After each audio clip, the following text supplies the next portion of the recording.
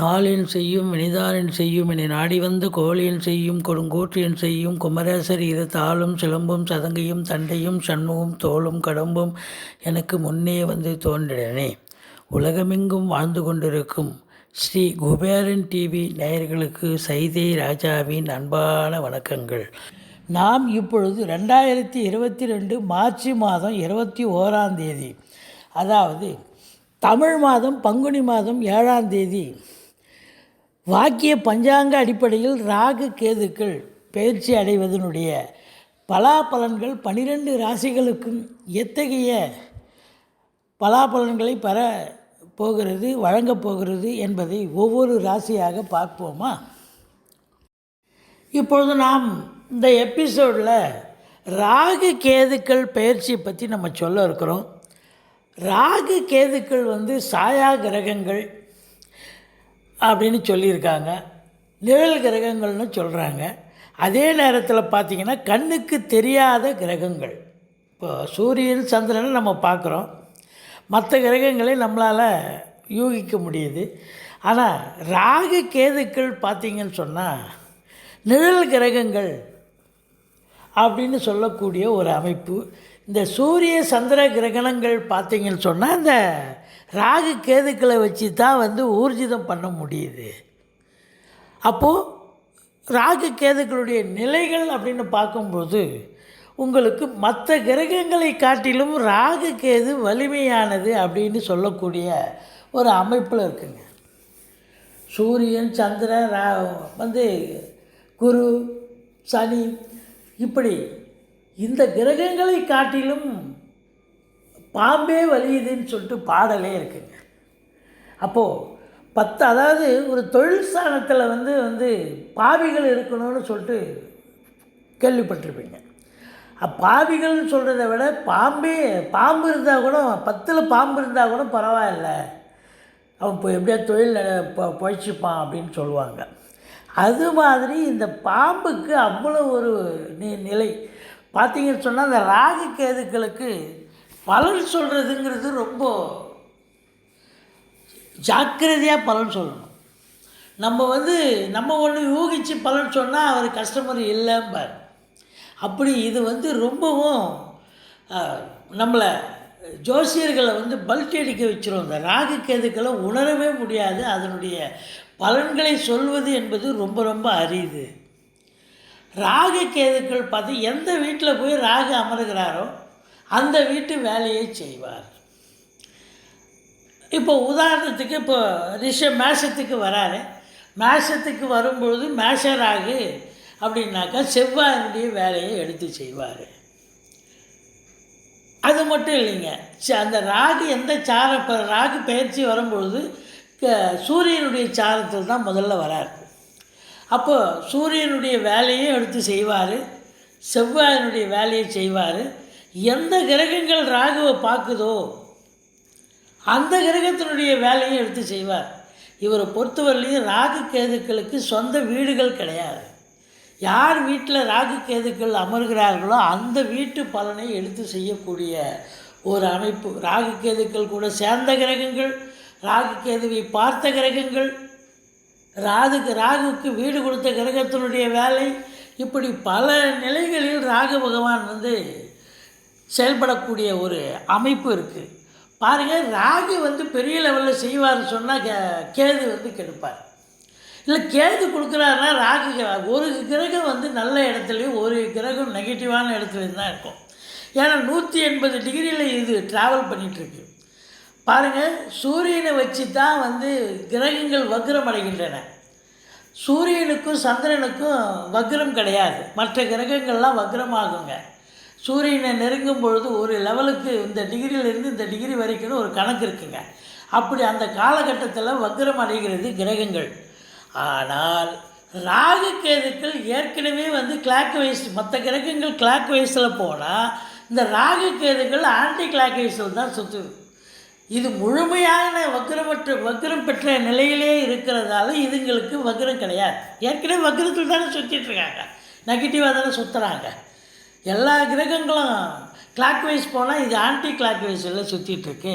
அப்போ ராகு கேதுக்களுக்கு ஏற்கனவே இது வக்ரமான கிரகங்களாக இருக்கிறதால இதுக்கு வக்ரம் கிடையாது. இந்த ராகு கேதுக்கள் எப்படி பலனை கொடுக்கும் அப்படின்னு பார்த்தீங்கன்னு சொன்னால் அதுதான் ரொம்ப ஆச்சரியமான ஒரு விஷயமா இருக்குது. ராகுக்கு வீடு கொடுத்தவன் ஆட்சியோ உச்சமோ இருந்தார் சொன்னால், இல்லை நல்ல இடத்துல போய் அமர்ந்திருக்கிறார் அப்படின்னா, கெடாமல் இருக்கிறார், சூப்பராக இருக்கிறார் சொன்னால் ராகு வந்து நல்ல பலனை தருவார். அதையும் தாண்டி ராகுக்கு வீடு கொடுத்தவன் மட்டும் இல்லைங்க, சாரம் கொடுக்குறவன் அவனும் நல்ல நிலையில் இருக்கணும். ராகுக்கு இப்போ வந்து கிருத்திகை நட்சத்திரத்தில் ராகு பயணமாக போகிறார் அப்படின்னா, அப்போ சூரிய பகவான் நல்ல நிலையில் இருந்தார்னு சொன்னால் இது வந்து வீடு கொடுத்த செவ்வாய் நல்ல நிலையில் இருந்து சூரியன் நல்ல நிலையில் இருக்கிறார்னு சொன்னால் இது வந்து அபரிதமான ஒரு பலனை தருவார் அப்படிங்கிறது ஒரு கான்செப்ட். இதையும் தாண்டி இன்னும் ஒரு கான்செப்ட் இருக்குது. என்ன அப்படின்னா, ராகுக்கு வீடு கொடுத்தவன் வக்ரம் அடைந்தால் இன்னும் நல்ல பலனை, சிறப்பான ஒரு பலனை தரக்கூடிய ஒரு அமைப்பு. ராகு வந்து பிரம்மாண்ட காரகன்னு பேருங்க. எதை ஒன்றுத்தையும் விரிவாக்கம் செய்யக்கூடியவர் அவர். பாருங்கள், இப்போ ராகு தசை ஒருத்தருக்கு நடக்குதுன்னு வைங்க, அவர் இப்போ பெரிய விஷயம், ஒரு கடைக்கண்ணி ஆரம்பிக்கணும்னு ஒரு யோசனை இருப்பார். ஏங்க 1,00,000 ஆயிடும் பொழுதுங்க, கடைக்கண்ணி ஆரம்பிக்கணும்னு நினைக்கிறேங்க அப்படின்னு சொல்லுவார் ஆரம்பத்தில் பேசும்போது. அப்புறம் அவர் கடையை ஓப்பன் பண்ணும்போது போய் பார்த்தீங்கன்னா பிரம்மாண்டமாக இருக்கும். என்னங்க 1,00,000 கடை ஆரம்பிக்க போகிறீங்க, 20,00,000 ஆயிடுச்சு அப்படின்னா, ஆமாங்க கொண்டாந்து ஊற்றி விட்டுருச்சிங்க. யார்கிட்டையும் கேட்டேன், எல்லோரும் கொடுத்தாங்க. அது பெரிய லெவலில் அவங்கவுங்க ஒரு பங்குக்கு இதை பண்ணு அதை பண்ணுன்னாங்க. கட்சியில் எக்ஸ்பேண்ட் ஆகி பெரிய லெவலில் வந்துடுச்சிங்க அப்படின்னு சொல்லுவாங்க. ஸோ ராகு பொறுத்தவரையும் இருக்கிற இடத்தை எக்ஸ்பேண்ட் பண்ணுவார். கேது பகவான் இருக்கிற இடத்தை சுருக்குவார்னா, கேதுனுடைய நிலை இருக்குது உங்கள் ராசியில் வந்துச்சுன்னு சொன்னால், இது வரைக்கும் நீங்கள் ஃப்ரீயாக எல்லார்கிட்டையும் நல்லா பேசிகிட்டு இருப்பீங்க, நல்லா ஃப்ரீயாக சுற்றிட்டுருப்பீங்க. கேது உங்கள் ராசியில் வந்து அமைஞ்சிச்சின்னு சொன்னால் ஒரு வித்தியாசமாக இருப்பீங்க, தனிமையாக இருப்பீங்க. தனிமை விரும்பி, ஏகாந்த விரும்பி, ஒரு 40-50 வயசுக்கு மேலே போனால் ஞானத்தை தேடுறது, அதாவது ஆன்மீகத்தில் ரொம்ப அதிக ஈடுபாடு இருக்கிறது. இப்படி இந்த ராகு கேதுக்கள் பார்த்திங்கன்னா அதனுடைய இயல்பு வந்து அது எப்போவுமே இழக்கிறதில்ல. அது அடுத்தவங்க அதாவது வீட்டில் வந்து அமர்ந்தாலும் கூட இதனுடைய இவர்கள் செய்யும் பலன்களை லேசில் புரிஞ்சிக்க முடியாது. பாருங்கள், ராகு கேதுக்கள் 3 இப்போ ராகு பொறுத்தவரையிலையும் 3, 6, 11 ராகு கேதுக்கள் இந்த இடத்துக்களில் எந்த உங்கள் ராசிக்கு 3ஆம் இடம், 6ஆம் இடம், 11ஆம் இடத்துக்கு ராகு கேதுக்கள் வந்தாச்சுன்னு சொன்னால் உங்களுக்கு பிரம்மாண்டமான ஒரு பலனை தரக்கூடிய ஒரு அமைப்பு. அதே நேரத்தில் ராகுக்கு 10ஆம் இடமும் சொல்லியிருக்காங்க. ராகுக்கு மட்டும் 3, 6, 10, 11. இதுக்கு கேதுக்கு 3, 6, 11. இந்த இடங்களுக்கு ராகு வரும்போது நல்ல ஒரு பிரம்மாண்டமான ஒரு பலனை தருவார்கள். ஆனால் ஒரு கிரகம் நல்லா செஞ்சதுன்னு சொன்னால் ஒரு கிரகம் செய்யறதுக்கு செய்யாது. அப்படித்தான். ஏன்னா 180 டிகிரியில் இருக்கு இல்லைங்களா, அந்த ஒரு நிலை. அதிலே குறிப்பாக பார்த்திங்கன்னா ராகுக்கு சில வாசகங்கள், ஒரு பாடலே இருக்குது. ஆமேடம் எருதுசுரா நண்டு கண்ணி 5 இடத்தில் கருணாகம் அமையுமாயின் ராஜயோக பலனை தருவார் ராகு பகவான் அப்படின்னு சொல்கிறாங்க. அதாவது மேஷம், ரிஷபம், கடகம், கன்னி, மகரம், இந்த 5 இடங்களுக்கு ராகு பகவான் உங்களுக்கு எத்தனாவது ராசியாக கூட, உங்கள் ராசிக்கு எத்தனாவது இடமா இருந்தாலும் பரவாயில்லை, ராகு பகவான் ராஜயோக பலனை தருவார். ராகு பிரம்மாண்ட நாயகன், ஆனால் கேது வந்து ரொம்ப எளியவன், ரொம்ப சிம்பிளிசிட்டி. நிழல் கிரகமாக இருந்தாலும் ஒன்றுத்துக்கு ஒன்று எவ்வளோ வித்தியாசம் பாருங்கள். அப்படி ஒரு நிலை. ராகுவை கருணாகம்னு சொல்லியிருக்காங்க பாடலில். இது வந்து கேது பொறுத்தவரையிலையும் செல்லாகன்னு சொல்லியிருக்காங்க. அதே நேரத்தில் ராகு தலையாக இருக்கும்போது கேது வாளாக இருக்கிறது அப்படின்னு சொல்லப்பட்டிருக்கு.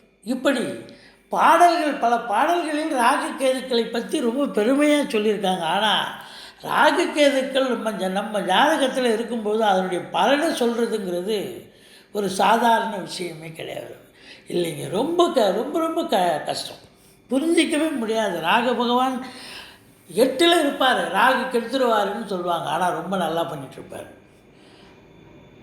கேது பகவான் அதே மாதிரி தான் 3 6 11 3 6 11 இருக்கும்போது கேது பகவான் அள்ளி வீசுவார். இளமையில் நிறைய பேருக்கு கேது திசை வந்து பெரிய லெவலில் ஒரு ஐஏஎஸ் ஐபிஎஸ் லெவலில் போகிறவங்கெல்லாம் கூட நம்ம பார்த்துருக்கோம். அந்த அளவுக்கு கேது பகவானும் ராகு மட்டும்தான் செய்வார்னு எல்லாரும் சொல்கிறாங்க. கேதுவும் செய்வார். 3 6 11 இடங்களுக்கு கேது பகவான் வரும்பொழுது அதனுடைய திசை நடக்கும் பொழுது டெஃபினட்டாக வந்து உங்களுக்கு ரொம்ப அது கோச்சார ரீதியாக நான் சொல்லலை, பை பர்த் சார்ட்டில் உங்களுக்கு கேது திசை நடந்து அந்த கேது 3 6 11 இருக்கும்போது ரொம்ப அபரீதமான ஒரு பலனை தருவார். ராகு எப்படி தருவாரோ அது மாதிரி கொடுப்பார். என்ன, ராகு ஒரு 100 ரூபாய் கேட்குற இடத்துல ஒரு கட்டே தூக்கி அடிப்பார். ஓவர் நைட்டில் பெரிய ஆள் ஆக்கிடுவார். கேது பகவானும் அந்தளவுக்கு செய்வார். இருந்தாலும் சரியாக கேது செய்கிறது நியாயமாக கரெக்டாக அப்படி ஒரு நிலையான ஒரு ராகு அநியாயம்னு கிடையாது. ராகு வந்து அபரீதமாக அள்ளி கொடுக்கக்கூடிய ஒரு நிலை நிச்சயமாக இருக்கிறது. இப்படி பார்க்கும் பொழுது உங்களுக்கு இந்த ராகு கேதுக்கள் இந்த ராசி ரிஷப ராசியிலிருந்து மார்ச் 21 2022 மேஷத்துக்கு வருகிறார். பங்குனி 7 அப்போது கேது பகவான் விருச்சிகத்திலிருந்து துலாத்துக்கு செல்கிறார். இப்போது இந்த ராகு கேதுக்கள் 12 ராசிகளுக்கும் எத்தகைய பலாபலன்களை வழங்க இருக்கிறது என்பதை நாம் விரிவாக பார்ப்போமா? இப்பொழுது நாம் கடக ராசி பார்க்க போகிறோம். கடக ராசி அப்படின்னு பார்த்தீங்கன்னா காலபுருஷ தத்துவப்படி 4வது ராசி, புனர்பூசம் பூசம் ஆயில்ய நட்சத்திரம் உள்ளடக்கியது. இப்போது இந்த ராசிக்கு ராகு பகவான் எத்தகைய பலாபலன்களை வழங்கப் போகிறது, கேது பகவான் எப்பேற்பட்ட பலனை வழங்கப் போகிறது என்பதை பார்ப்போம். இப்போ ராகு பொறுத்தவரையிலும் இந்த கடகத்துக்கு 11ஆம் இடத்துல இருந்தார். இந்த 18 மாத காலமாக இந்த கடக ராசி அன்பர்களுக்கு ஆபத் பாந்தவனாக இருந்த ஒரே கிரகம் ராகு தான். கடகராசிக்கு கடந்த 18 மாத காலமாக இந்த ராகு பகவான் தான் படி அளந்துட்டு இருந்தார். 11ஆம் இடம் ரிஷப ராகு அற்புதமாக பலனை கொடுத்தார். நல்ல சம்பாத்தியம் பண்ணீங்க. ஒரு சிலர் வெளிநாடு போனீங்க, வெளியூர் போனீங்க, வெளி மாநிலம் போனீங்க, சம்பாத்தியம் பண்ணீங்க, சிறப்பாக இருந்தீங்க. உங்கள் முகத்தில் சந்தோஷத்தை பார்க்க முடிஞ்சுது. வீடு வாசல் வாங்கினீங்க, கார் பங்களா வாங்கினீங்க, எல்லாம் சிறப்பாக இருந்தது. ஆனால் 5ஆம் இடம் என்பது கொஞ்சம் மோசமான இடமா இருந்தது கேது பகவானுக்கு. அப்போது கொஞ்சம் ப்ராப்பர்ட்டி வைஸ் ஏதாவது பிரச்சனை இருந்திருக்கலாம். பிள்ளைகள் வந்து இந்த ஆராய்ச்சி படிப்புக்காக படித்த பிள்ளைங்களுக்கெல்லாம் கூட நல்லா படிச்சிருந்தாங்க. வெளிநாடு போனவங்கெல்லாம் படிப்பை முடித்தாங்க அப்படின்னு சொல்லக்கூடிய ஒரு அமைப்பு இருந்தது. ஓரளவுக்கு ராகு கேதுக்கள், கேது அந்தளவுக்கு பெரிய லெவலில் செய்யலைனாலும் ஓரளவுக்கு சுமாரான பலனை செஞ்சார் கேது பகவான். ஆனால் ராகு அது படிக்கிற பிள்ளைங்களுக்கு செஞ்சார். மற்றபடி கேது மற்றவங்களுக்கெல்லாம் கெடுதலை தான் பண்ணார். ஆனால் ராகு 11ஆம் இடம் அப்படின்னும்போது உங்களுக்கு உயர்வான ராஜயோக பலனை உங்களுக்கு வாரி வழங்கினார் கடந்த 18 மாத காலமாக. சரி, இப்போ ரிஷபத்தில் இருந்து உங்களுக்கு 10ஆம் இடம் மேஷத்துக்கு போயிட்டார். இப்போ மேஷம் அப்படின்னு பார்த்தீங்கன்னா அது வந்து யாருடைய மனை அப்படின்னா செவ்வாய் மனை, செவ்வாய்க்கு சொந்த வீடு, பூமிக்காரகன் என்று சொல்லக்கூடிய இடம். அதுவும் ராகுவுக்கு 2 ப்ளஸ் இருக்குதுங்க. இப்போது பார்த்தீங்கன்னு சொன்னால் 10ஆம் இடத்து ராகு ஸ்தான பலத்தை கொடுக்குறார். 10ல் ஒரு பாம்பாவது இருக்கணும் அப்படின்னு சொல்லுவாங்க பாட்டில். அப்போ அது ஒரு சிறப்பு இல்லைங்களா? 10ஆம் இடம். அடுத்தது பார்த்திங்கன்னா மேஷ ராகு, மேடான ராகு. அதான் மேஷம், ரிஷபம், கடகம், கன்னி, மகரம், இந்த 5 இடங்களுக்கு ராகு பகவான் வரும்பொழுது ராஜயோக பலனை அளித்திடுவார்னு ஒரு பாட்டே இருக்குங்க. உங்களுக்கு எத்தனாவது இடமா கூட இருக்கட்டும் உங்கள் ராசிக்கு, ஆனால் ராகு அந்த 5 வீட்டில் இருக்கும்போது தான் அற்புதமான பலனையை தருவார். அப்போ ராகுக்கு பகவான் எல்லா ராசிக்கும் நல்லதே செய்வார், சில ராசிகளுக்கு அபரீதமான ஒரு பலனை தருவார். இப்போ கடகத்துக்கு எப்பேற்பட்ட பலனை தருவார்னா 10ஆம் இடத்துக்கு ராகு போகிறாரு. 10ஆம் இடம் என்பது தொழில் ஸ்தானம், உத்தியோகஸ்தானம், கர்மஸ்தானம். 10ல் ஒரு பாவியாவது இருக்கணும், இல்லை பாம்பாவது இருக்கணும்னு சொல்லுவாங்க. இப்போ ராகு பகவானே போய் அமர்ந்துட்டார். அப்போ தொழிலில் மேன்மை, உத்தியோக மேன்மை, கர்மஸ்தானம் ரொம்ப சிறப்பாக இருக்குது. இப்போ வேலை இல்லாதவங்களுக்கு வேலை வாய்ப்பு கிடைக்கும், வேலையில் இருப்பவர்களுக்கு ப்ரமோஷன் இன்க்ரிமெண்ட் கிடைக்கும். அரசு உத்தியோகத்தில் இருக்கிறவங்க ஒரு சிலர் தேவையான இடத்துக்கு ட்ரான்ஸ்ஃபர் வாங்கிட்டு போக முடியும். அதே நேரத்தில் சொந்தமாக தொழில் பண்ணுறவங்க தொழிலை வங்கிகளின் மூலமாகவோ தனியார் துறை மூலமாகவோ அரசின் மூலமாகவோ நிதி உதவியை பெற்று தொழிலை விரிவாக்கம் செய்து அல்லது தொழிலை மாற்றி அமைக்கக்கூடிய ஒரு அமைப்பு நிச்சயமாக உருவாகும்.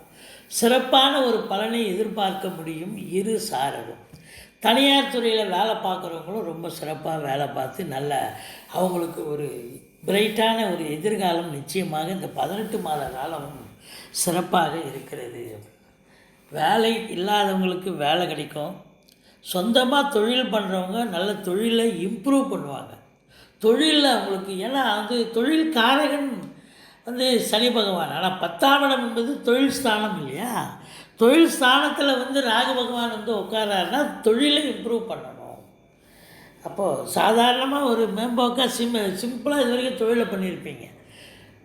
ஒரு வட்டத்துக்குள் சதுரம் மாதிரி இந்த வருமானம் வந்தால் போதும். இப்போது ஒரு பிரம்மாண்டம் ராகு இல்லையா, உங்களை கொண்டாந்து தெருவில் கொண்டாந்து இழுத்து விட்டுருவார். ஒரு சாதாரணமாக ஒரு 2 லட்சம் 3 லட்சம்னு ஒரு உங்களுடைய இன்வெஸ்ட்மெண்ட் இருந்திருக்கும். இன்றைக்கி 20 லட்சம் 50 லட்சம்னு இன்வெஸ்ட்மெண்ட்டை போட வச்சு பெரிய லெவலில் உங்களை யாருன்னு உங்களை நிரூபிப்பார். அதுதான் கேது. ராகுக்கள் ராகு பொறுத்தவரையிலையும் பிரம்மாண்டத்தை தந்து பெரிய சம்பாத்தியத்திலும் பிரம்மாண்டத்தை தரக்கூடிய அமைப்பு. அதுலேயும் குறிப்பாக அந்த ஆன்லைன் பிஸ்னஸ் பண்ணுறாங்க இல்லையா, அவங்களுக்கெல்லாம் ஒரு அபரீதமான ஒரு வளர்ச்சி ஏற்படும். Hotel business, online business, speculation பண்ணுறவங்க இவங்க எல்லாருக்கும், கம்ப்யூட்டர் பிஸ்னஸ், உள்நாட்டு வாணிபம், வெளிநாட்டு வாணிபம், ஏற்றுமதி இறக்குமதியாளர்கள் இவங்களுக்கெல்லாம் ஒரு அபரீதமான ஒரு பலனை, ராஜயோக பலனை இந்த ராகு பகவான் அள்ளி வீசுவார் அப்படின்னே சொல்லலாம்.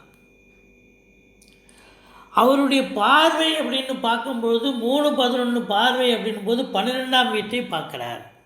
12ஆம் இடம் வெளிநாடு. உங்களை வெளிநாட்டுக்கு பார்சல் பண்ணுவார். வெளிநாட்டுக்கு போய் சம்பாதிங்க, படிக்கிறவங்க வெளிநாடு போய் படிங்க, வெளிநாட்டுக்கு போய் சம்பாத்தியம் பண்ணுங்கள். கண்டிப்பாக நல்ல ஏற்பாட்டை செஞ்சு நல்ல சம்பாத்தியத்தை ஏற்படுத்தி தரக்கூடிய அமைப்பு.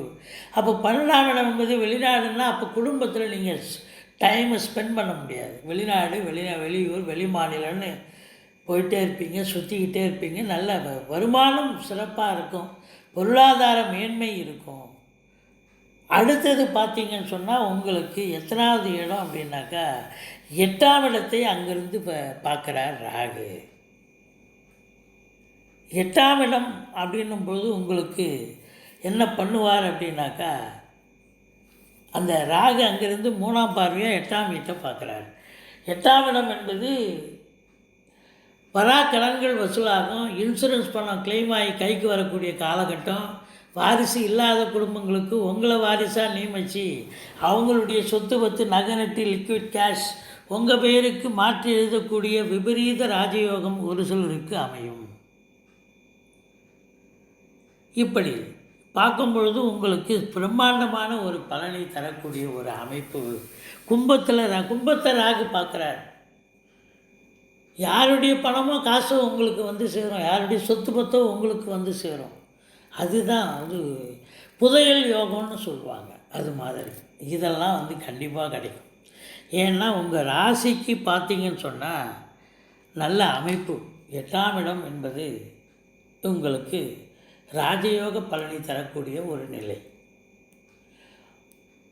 அசிங்கம் அவமானங்கள் எதுவும் ஏற்படாது. நீங்கள் வீடு வாங்குறீங்க, கார் வாங்குறீங்க, இப்போ எல்லாம் வாங்குறீங்கன்னும் போது இஎம்ஐ ஒழுங்காக கட்டணும், இல்லை கடனை ஒழுங்காக திருப்பி தரணும் அப்படின்னா அந்த 8ஆம் இடத்தை ராகு பார்த்து, 10ல் இருக்கிற ராகு பார்த்து உங்களுக்கு கௌரவ புகழ் அந்தஸ்து சிதைக்காமல் உங்களுக்கு கௌரவமாக வச்சுருப்பார். அதுதான் அங்கே இருக்கிற அமைப்பு. இந்த 10ஆம் இடத்து ராகு சூப்பரான பலனை தருவார் உங்களுக்கு. இந்த கடகத்துக்கு கேது பகவான் இது வரைக்கும் 5ஆம் இடத்துல இருந்து நிறைய கெடுத்தார். படிக்கிற பிள்ளைங்க நல்லா படித்தாங்க, மற்ற விஷயங்கள் குடும்பத்தில் சண்டை சச்சரவு, மாமனார் வகையில் பிரச்சனை ஏற்படுத்தி இருக்கும். அப்படின்னு சொல்ல முடியும். வயிற்று சில பேருக்கு அப்டாமன் என்று சொல்லக்கூடிய வயிற்றில் சில பிரச்சனைகள் வரக்கூடிய அமைப்பு இருந்திருக்கும். இப்போ இந்த கேது பகவான் 4ஆம் இடத்துக்கு வந்துடுறாரு. இந்த 4ஆம் இடத்து கேது என்ன பண்ணுவார் அப்படின்னு சொன்னால், இப்போ வேலை பார்க்குறீங்க, தனியார் துறையும் வேலை பார்க்குறீங்க, இல்லை அரசாங்கத்துறையில் வேலை பார்க்குறீங்க, இவங்களுக்கெல்லாம் பணிச்சுமை அதிகரிக்கும். கேதுவுக்கு ஸ்தானபலம் கிடையாதுங்க. கேது 3, 6, 11 இருந்தால் தான் நல்லது செய்வார். அதனால் 4ஆம் இடம் என்பது நல்லாவே கெடுப்பார். தாயாருடைய ஹெல்த்தை கண்டிப்பாக பாதிக்கும். வேலையில் அரசு உத்தியோகமாகட்டும், தனியார் துறையாகட்டும், சொந்த தொழில் பண்ணுறவங்களாகட்டும், 8 ஹவர் மேலே மணிக்கே வேலை பார்த்துட்டு போக முடியாது. 10 ஹவர் வேலை பார்க்கணும், மெனக்கடணும். ஏன்னா 4ஆம் இடத்து கேது உங்களுக்கு அதிக பணிச்சுமை இருக்கும் அப்படின்னு சொல்லலாம். தாயாருடைய ஹெல்த்தை பாதிக்கும். உங்களுக்கு இவருக்கு 3, 11 பார்வை இருக்குல்ல, குடும்பஸ்தானத்தை பார்க்குறாருல்ல, இவர் குடும்பஸ்தானத்தை பார்க்குறதால குடும்பத்தில் பிரச்சனை வரும், குடும்பத்தை பிரிப்பார் கேது பார்த்து. ஏன்னா அவர் கேது அசுப கேது தானே. இப்போ 4ஆம் இடம் என்பது சுபகேது. 3, 6, 11ன்னா பரவாயில்ல. இவர் 4ஆம் இடத்துல அசுபமான நிலையில் இருக்கிறதால இவர் பார்க்குற பார்வை அசுபமாக இருக்கும். அப்போ இவர் குடும்பஸ்தானத்தை பார்த்து குடும்பத்தை நல்லாவே பிரிப்பார். ஸ்மூத்தாக போயிருந்த குடும்பம் இப்போ சண்டை சச்சரவு பிரச்சனை பிரிவினை, மற்ற குடும்ப உறுப்பினர்கள் ஒற்றுமையாக இயங்க மாட்டாங்க. அவங்கள நீங்கள் ஒருங்கிணைக்கிறது அது ஒரு வேலையாக போயிடும். அதே நேரம் 4ஆம் இடம் என்பது உடம்பு சுகம் இல்லாமல் போக வாய்ப்புகள் இருக்குது. இந்த பெண்களுக்கு இந்த பார்த்தீங்கன்னு சொன்னால், குடும்ப பெண்கள் இல்லை வேலைக்கு போகிற பெண்கள் 4ஆம் இடத்துக்கு கேது இருக்குது அப்படின்னு சொன்னாலே இந்த மாதவிடாய் பிரச்சனை மற்றும் வயிற்று பிரச்சனை, வயிற்றில் கட்டி இருக்குது, இது மாதிரி ஏதாவது சில பிரச்சனைகள் வரக்கூடிய அமைப்பு இருக்குங்க. அதே நேரத்தில் 2ஆம் வீட்டை கேது பார்ப்பது கண்ணை பாதிக்கும். இந்த கடகராசி அன்பர்களுக்கு கண்ணை பாதிக்கும். 2ஆம் இடத்தை பார்க்குறதால கண் ஐ டிஃபெக்ட் வரும். கண் மருத்துவமனைக்கு சென்று அதை கண்ணை பரிசோதிக்க வேண்டிய சூழ்நிலை வரும். ஆப்ரேஷன் பண்ணணுமா இல்லை எது பண்ணணுமோ அதை கண்டிப்பாக பண்ணக்கூடிய ஒரு நிலை இருக்கும். அதே நேரத்தில் இந்த +2க்கு கீழே இருக்கிறாங்க இல்லையா பசங்க, இவங்களுக்கெல்லாம் படிப்பில் நாட்டமே இருக்காது. 4ஆம் இடத்துல கேது வந்தாலே இந்த கடகராசியில் பிறந்த பிள்ளைங்க இருக்காங்க இல்லையா, +2க்கு கீழே இருக்கிறவங்க, +2க்கு கீழே இருக்கக்கூடிய சின்ன பசங்களுக்கு கல்வியில் நாட்டம் இருக்காது. ஆனால் பெரிய படிப்பு படிக்கிறாங்க பாருங்கள், PhD, MPhil, டாக்டரேட், ஆராய்ச்சி படிப்பு, இதெல்லாம் ஓரளவுக்கு 4ஆம் இடத்துக்கு ஏது நல்லா படித்து நல்ல பட்டம் பெறக்கூடிய ஒரு அமைப்பு இருக்குது. அதுவும் வெளிநாட்டில் கல்வி பயிரக்கூடிய ஒரு நிலை இருந்தால் இன்னும் சிறப்பு. ஆராய்ச்சி படிப்பு படிக்கிறவங்களுக்கும் சிறப்பு தான். ஸோ படிக்கிற பசங்க நல்லா இருப்பாங்க. லேடிஸுகளுக்கு சில ப்ராப்ளம் வரும். 4ஆம் இடம் என்பது வண்டி வாகனங்கள் வச்சுருந்தீங்கன்னு சொன்னால் அது கொஞ்சம் பழுதாகக்கூடிய ஒரு அமைப்பு இருக்கும். ஏன்னா அது சுக்கரனுடைய வீடு இல்லைங்களா. 4ஆம் இடம் என்பது வண்டி வாகனம். அப்போ வண்டி வாகனங்கள் பழுதாகக்கூடிய ஒரு நிலை இருக்கும். வீடு பழுது பார்க்கணும், வீடு ரிப்பேர் பண்ணணும். அப்படி 4ஆம் இடம் வீடும் சேர்ந்துங்க, பழுது பார்க்கணும், வீடு ரிப்பேர் பண்ணணும் அப்படின்ற ஒரு நிலை வருகிறது. மொத்தத்தில் பார்க்கும்பொழுது 10ல் ராகு இருக்கிறது நல்ல பலனையும் தருகிறார். இப்போ 2ஆம் வீட்டை பார்த்தாருன்னு சொன்னோம். இப்போ கடகத்துக்கு 6ஆம் வீட்டை பார்க்குறார் கேது.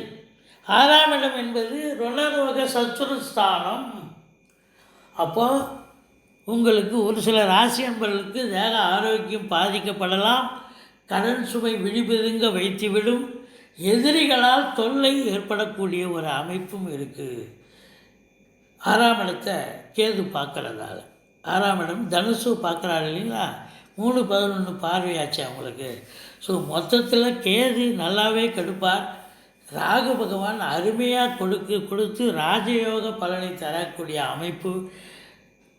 உங்களுக்கு வீடு இல்லாதவங்க வீடு வாங்க, கார் வசதி, பங்களான்னு எல்லா நிலைகளிலும் உங்களுக்கு ஒரு முன்னேற்ற பாதையில் இந்த கடகராசி அன்பர்களுக்கு ராகு பகவான் அழைத்து செல்வார். பொற்காலம், திருப்பு முனை, உங்கள் காட்டில் மழை, இப்படி வசந்த காலம் அப்படின்னே சொல்லலாம். மொத்தத்தில் ராகு பகவான் இந்த கடக ராசிக்கு அற்புதமான பலனை வாரி வழங்கப் போகிறார் இந்த 18 மாத காலமும். ஸ்ரீ குபேரன் டிவியை பார்த்தமைக்கு நன்றிகள். மேலும் இது போன்ற தகவல்களை தெரிந்து கொள்ள ஸ்ரீ குபேரன் டிவியை சப்ஸ்கிரைப் செய்யுங்கள். மறக்காமல் பெல் ஐக்கானை கிளிக் செய்யுங்கள்.